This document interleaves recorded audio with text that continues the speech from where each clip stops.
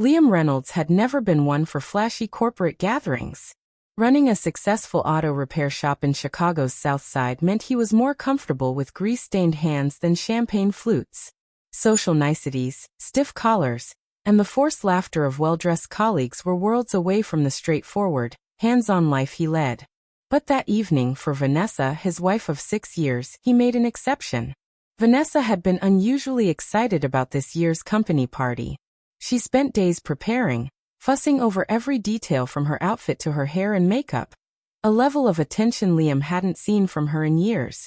He noticed her energy, tried to brush off the unease curling in his stomach, thinking perhaps she just wanted to impress her colleagues, or maybe she was under stress from work. He didn't know then how wrong he was. The venue was spectacular, a rooftop that overlooked the glittering skyline, string lights creating a soft constellation above the guests. Elegant waiters floated through the crowd, offering drinks while the chatter of colleagues and friends blended with clinking glasses.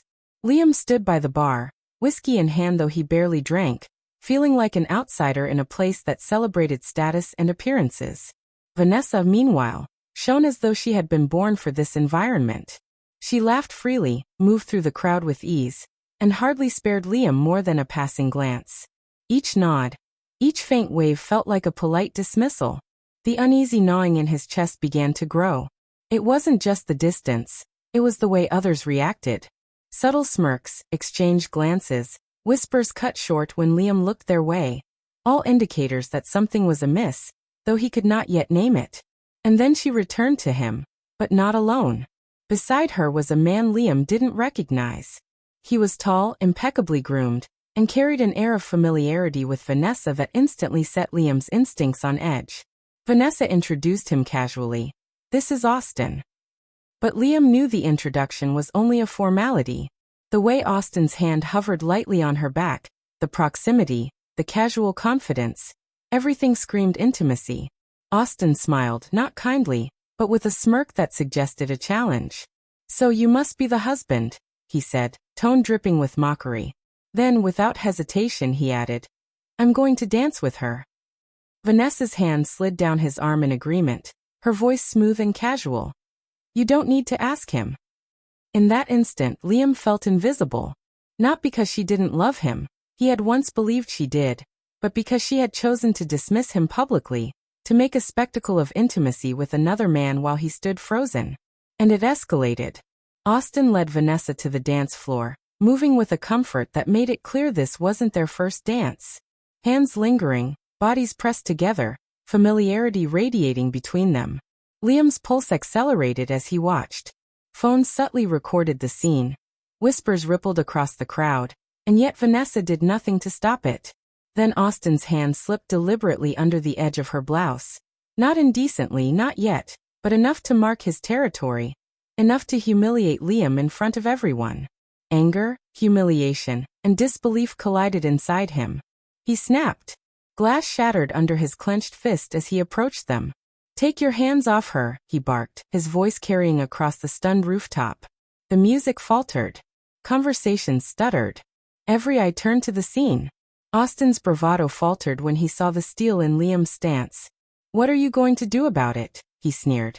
Liam's hand brushed subtly beneath his blazer, revealing the faint outline of his concealed firearm. Not as a threat, but as a reminder that he wasn't powerless. "Step away," he said simply, coldly. Vanessa hesitated, lips parted, caught between her composure and the truth of her actions. Austin laughed nervously, his confidence crumbling. Liam moved forward, his fist connecting with Austin's jaw. The man staggered, crashing into a table and sending drinks flying. His previous arrogance evaporated in an instant. Chaos erupted. Some guests screamed, some cheered, and security rushed to contain the scene. Austin sat clutching his jaw. The image of power and entitlement shattered before everyone. And Vanessa, she didn't flinch or apologize. Instead, she turned on Liam with fury. "What's wrong with you?" she shouted, her voice slicing through the stunned silence of the room. "You ruined everything." Not because of shame, but because he had dared to act, dared to protect himself in a world she clearly valued more than him.